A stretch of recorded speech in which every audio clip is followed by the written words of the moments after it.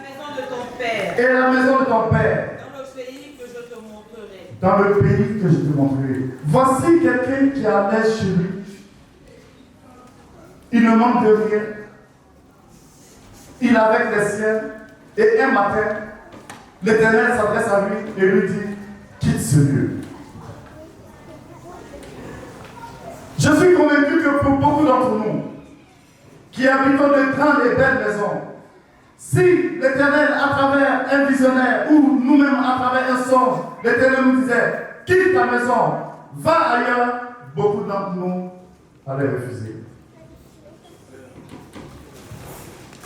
Les voix de l'Éternel sont inconnables. Et quand l'Éternel a dit à Abraham, il a accompagné cette instruction de quelque chose. Il a accompagné cette instruction de quelque chose. Il a fait quoi? Il a fait quoi? Je ferai de toi une grande nation. Il a dit, je ferai de toi une grande nation. Et je te bénirai. Et je te bénirai. Je rendrai ton nom grand. Je rendrai ton nom grand. Et tu seras une source de bénédiction. Et tu seras une source de bénédiction. Donc, cette instruction a été accompagnée de quelque chose. Cette instruction a été accompagnée de quoi? Dites-moi. Du nom. Promesse. Alléluia. L'Éternel donne une recommandation à Abraham. Et cette recommandation est accompagnée d'une promesse. Et quand vous lisez la lecture, Abraham va exécuter les ordonnances, l'instruction que l'Éternel lui a donnée. Il va quitter sa maison, il va quitter sa patrie pour aller où l'Éternel lui a demandé d'aller. Alléluia. Alléluia. Dans la deuxième lecture, ce n'est que la confirmation de ce que l'Éternel a dit et de ce que Abraham a été obéissant. Il a été soumis. Abraham n'a pas cherché à comprendre. Il n'a pas cherché à calculer. Il n'a pas cherché à réfléchir. Mais pourquoi l'Éternel me demande de quitter? Il a simplement fait confiance en l'Éternel, son Dieu. Et il a marché selon ce que l'Éternel, Dieu lui a demandé de faire. Alléluia. Dans la troisième lecture, il s'agit de Salomon. L'Éternel a dit quelque chose à son père, le roi David, le concernant.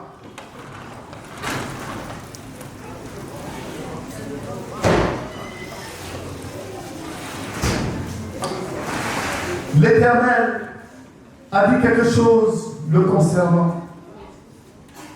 Et Salomon dit que son père voulait bâtir un temple. Mais que l'Éternel lui a dit non, c'est pas toi, mais ton fils Salomon. Alléluia. Et quand vous prenez la troisième lecture au verset 15, que quelqu'un prenne le verset 15 et 16.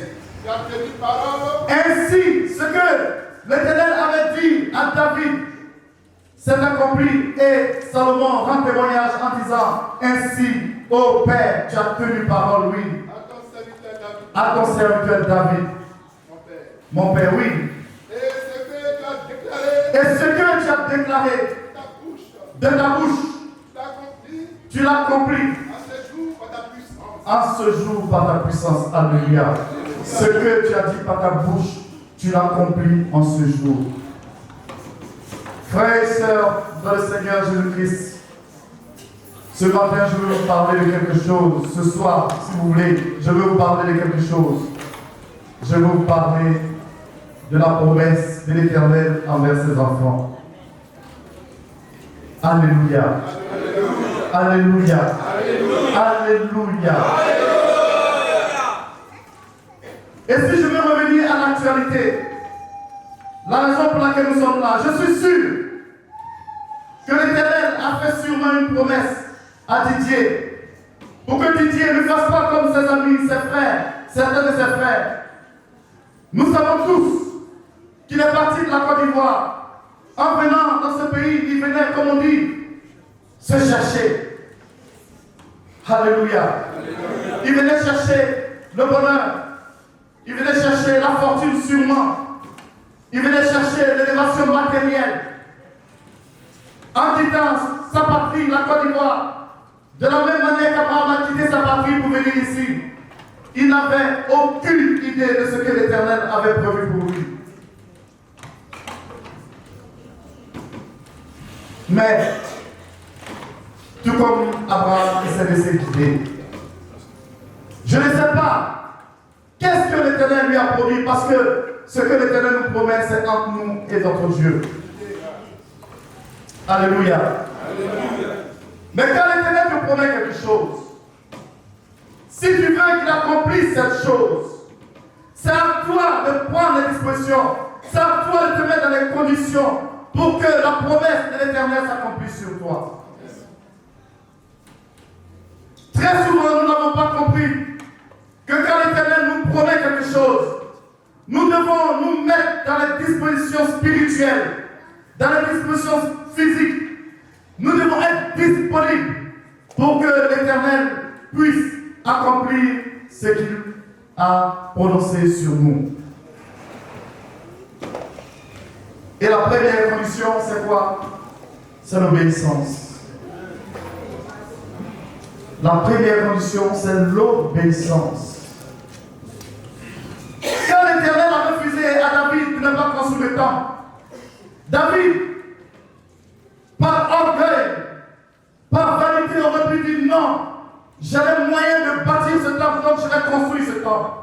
Mais David a été soumis à la parole de Dieu. Il a écouté la voix de l'Éternel qui lui a donné une instruction et lui a dit non, c'est pas toi qui vas bâtir ce temple, mais ton fils. De la même manière, quand il a parlé à Abraham n'a pas discuté, comme je vous l'ai dit tout à l'heure. Abraham a été soumis. Il a été obéissant. Il s'est humilié. Tout comme David s'est humilié. Voici quelqu'un qui a tout le pouvoir, tous les moyens pour bâtir un temple. Et l'Éternel lui dit, ce n'est pas à toi de le faire. L'orgueil d'un homme allait lui faire autre chose, c'est-à-dire, pourquoi je ne le ferai pas? J'ai les moyens de le faire, donc je le fais.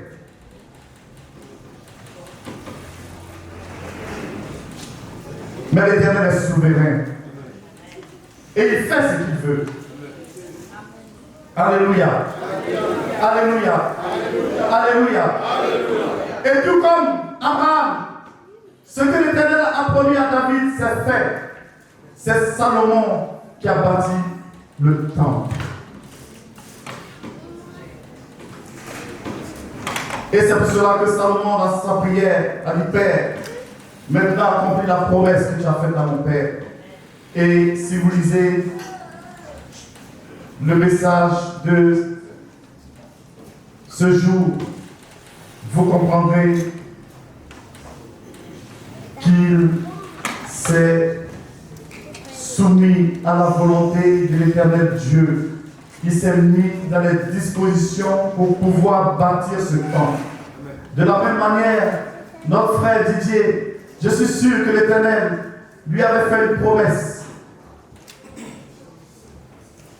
Et au lieu de chercher la voie matérielle, il a écouté sûrement la promesse que l'Éternel lui a faite et il a cherché la voie spirituelle. Tout cet argent qu'il récolte à mettre dans la maison de Dieu, matériellement, qu'est-ce que ça lui rapporte? Matériellement, qu'est-ce que ça lui rapporte? C'est vrai qu'aujourd'hui, dans l'église du christianisme céleste, nous voyons qu'il y a beaucoup de gens qui vont bâtir des temples parce que c'est devenu un business pour eux. Nous voyons que beaucoup de gens se sont mis dans l'œuvre spirituelle parce que c'est devenu un moyen de chercher l'argent. Mais je ne pense pas que c'est le cas de Didier. Il s'est mis à la disposition de l'Éternel, son Dieu, son Père. Chers frères et sœurs dans le Seigneur Jésus-Christ, je vais vous dire une chose qui est vraie, qui est réelle. Et chacun d'entre nous nous devons l'expérimenter à notre niveau. Plus nous travaillons pour l'Éternel Dieu, plus il travaille pour nous. Ce n'est pas faux, c'est réel. Parce qu'en travaillant pour l'Éternel notre Dieu, en nous, qu'est-ce que nous avons? La récompense que nous avons. D'abord, la première récompense, c'est l'assurance d'avoir la vie éternelle. Parce que Dieu nous sert d'avoir toutes les richesses de ce monde, tous les honneurs de ce monde. Et puis de ne pas mériter le royaume des cieux. Alléluia. Alléluia. Alléluia. Mais en faisant-le, en retour, l'Éternel nous donne sa bénédiction. Et la bénédiction que l'Éternel donne à ses enfants est la seule bénédiction qui ne souffre d'aucun chagrin. C'est une bénédiction, quand l'Éternel te la donne, personne ne peut l'arrêter. Personne ne peut la changer. Personne ne peut la transformer. Aucun sorcier, quelle que soit sa puissance, ne peut arrêter la bénédiction que l'Éternel veut te donner quand le moment est venu.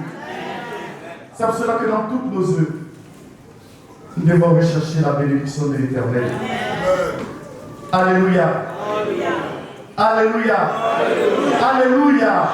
Et ce matin, j'ai été enchanté de voir quand le chef de diocèse a demandé de cotiser. J'ai vu comment, malgré que c'était improvisé, ce n'était pas prévu, j'ai vu combien de fois vous êtes empressés de cotiser pour la maison de Dieu.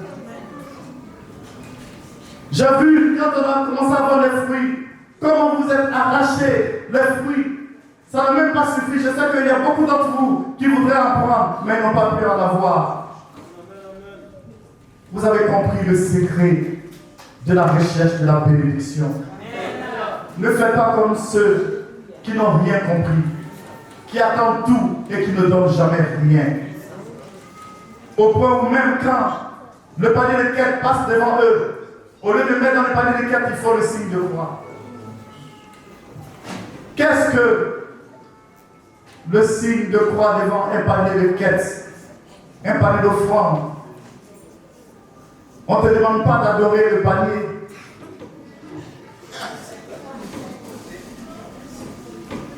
C'est vraiment, ça n'a aucun sens. Regardez, faites attention.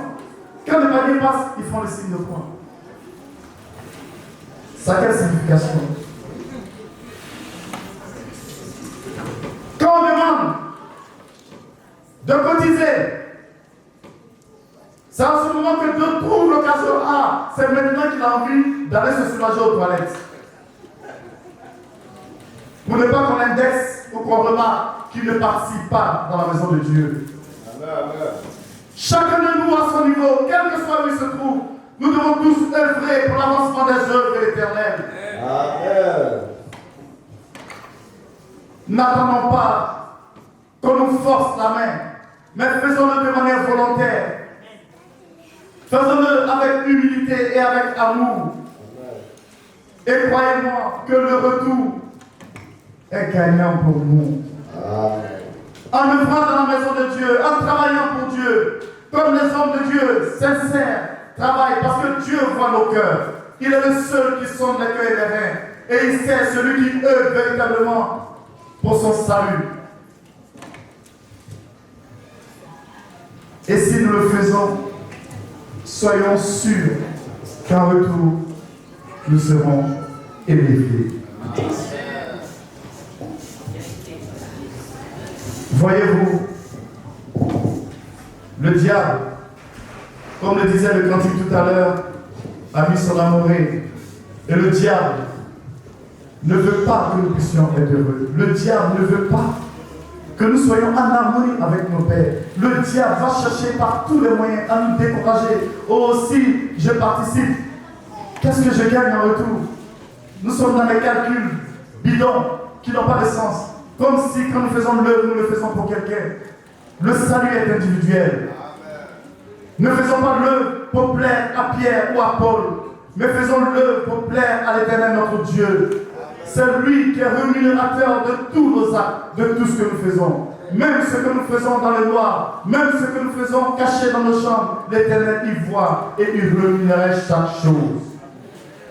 Alors, quand nous œuvrons dans la maison de Dieu, ne cherchons pas à le faire pour faire plaisir ou bien le faire pour une gloire humaine qui n'apporte rien. Faisons-le sincèrement, dans l'humilité et dans l'amour, avec foi et assurance de ce que quand Dieu, l'Éternel, notre Père, nous promet quelque chose, il accomplit toujours. Amen. Mais si, au lieu d'être un acteur, tu passes ton temps à être un spectateur, quelle est ton importance dans sa maison? Quand on est spectateur, on paye pour assister. Vous avez vu que ceux qui gagnent, ce sont les acteurs. Les footballeurs sont des milliardaires. Mais c'est vous qui les enrichissez parce que vous payez pour aller les voir. Soyez des acteurs dans la maison de Dieu pour que vous soyez des milliardaires dans la maison de Dieu. Arrêtons de faire semblant. Recherchons le bonheur qui ne souffre d'aucune contestation. Quand l'Éternel dit « Cherchez ma face pendant qu'il est temps », comment nous devons chercher sa face? Et à chaque fois que nous restons le psaume 51, dans tous nos cultes, nous disons « Ne nous cache point ta face ».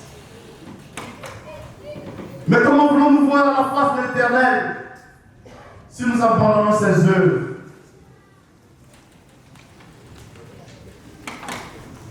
C'est vrai, le salut est individuel. Mais pourquoi il y a l'église? Pourquoi il y a la congrégation? C'est pour que nous puissions nous donner la main, nous soutenir les uns les autres. C'est pour que nous soyons comme une chaîne. Parce que plus nous sommes ensemble, plus nous sommes forts. Et plus nous sommes forts, plus tout ce que nous faisons est élevé. C'est pour cela que nous devons ne pas briser cette chaîne. Mais chacun doit jouer sa part. Si nous formons une chaîne, s'il y a quelqu'un qui est défaillant dans cette chaîne n'est pas efficace, elle n'est plus une chaîne. Elle est décousue. Elle est en morceaux. Or, si nous sommes ensemble en harmonie, cette chaîne est forte. Chers frères et sœurs dans le Seigneur Jésus-Christ, aujourd'hui, je ne serai pas long. Je vais simplement vous dire une chose. Il y a un cantique qui dit « Travaille pour Dieu sans chercher le repos ». Alléluia. Alléluia. Et en travaillant pour Dieu, tu seras béni. Abraham a travaillé pour Dieu. Salomon a travaillé pour Dieu. Et vous avez vu la richesse de Salomon.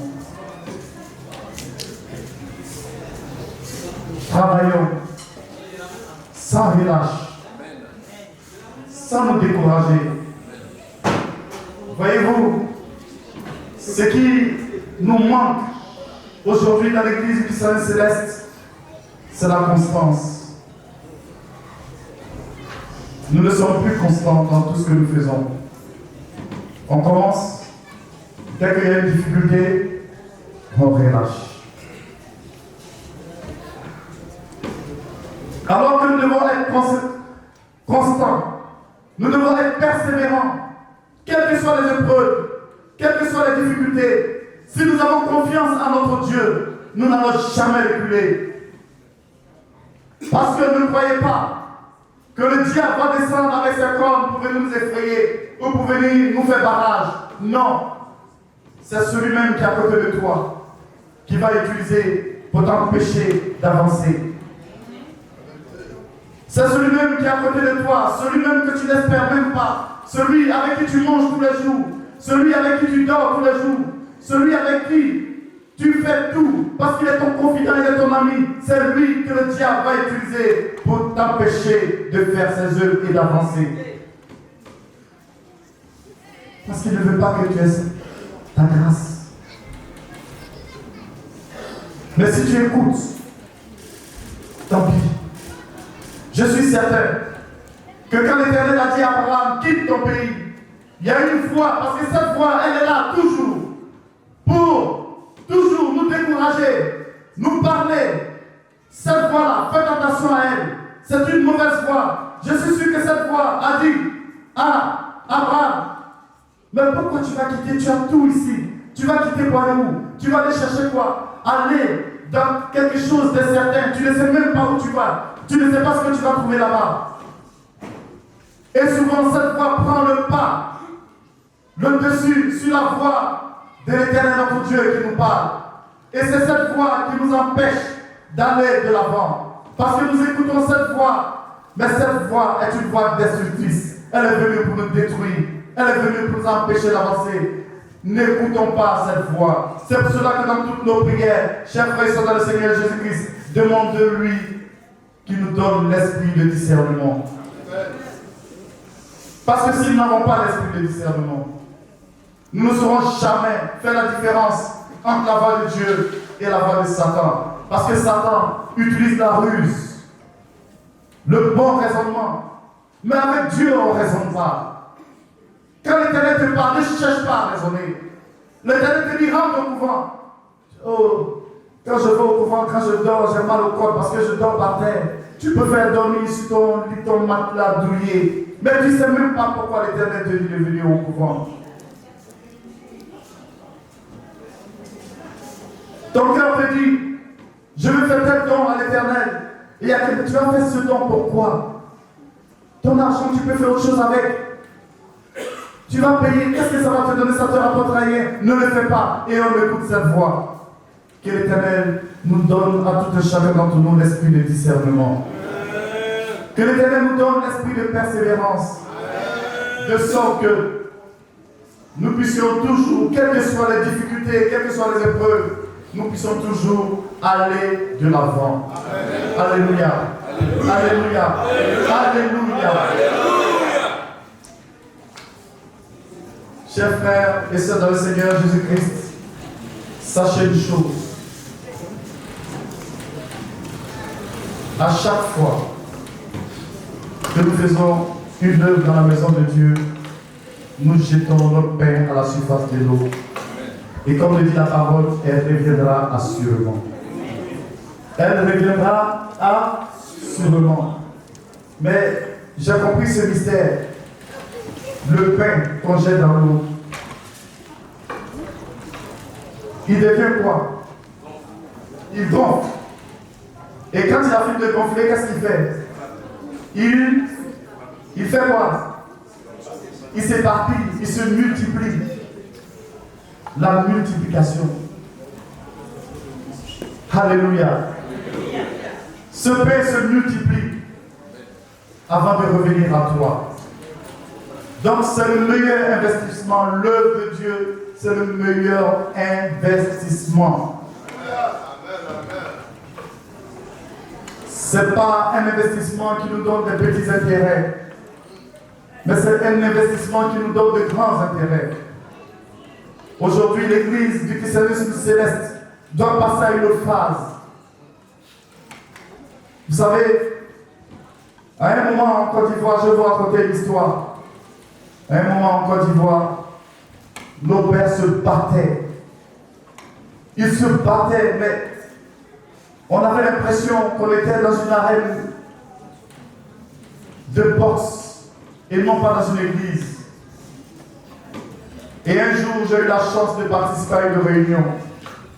En ce moment, la Côte d'Ivoire avait un ministre des cultes. Et le gouvernement, fatigué de la bagarre des chrétiens célestes, des palabres interminables, a convoqué une réunion. C'était Papa Zagadou avec son camp et Papa Idemo avec son camp.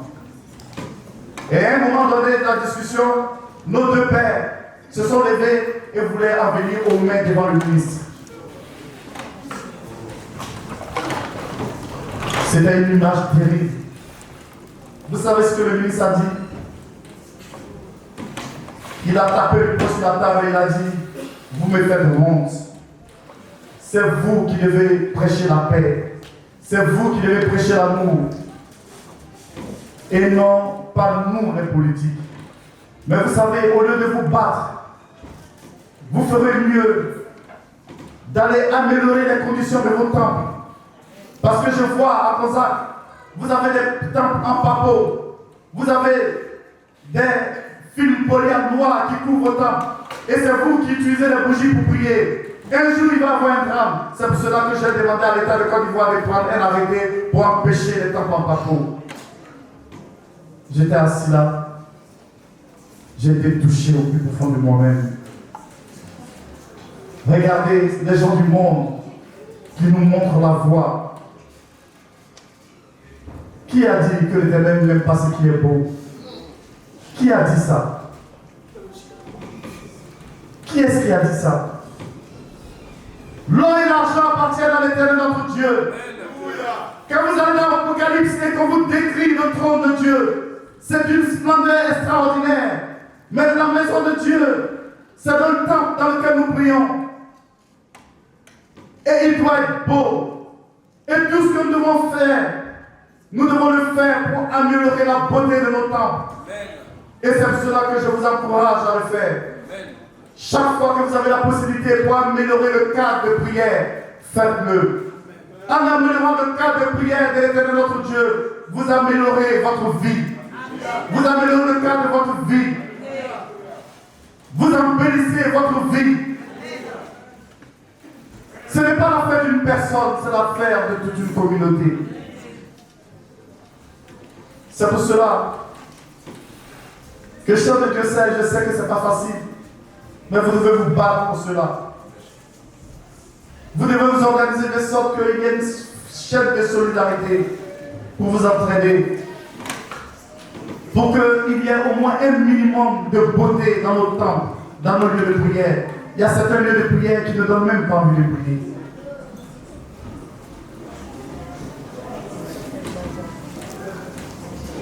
Battons-nous pour acquérir nos lieux de temps. Quittons la location. Et je sais que si nous prions dans ce sens, si nous nous donnons la main, je sais qu'ici en France, vous allez acquérir tous vos lieux de prière. Alléluia. Ce n'est pas facile. Mais avec la foi et en s'appuyant sur l'Éternel notre Dieu, on peut arriver. Rien n'est impossible à l'Éternel notre Dieu.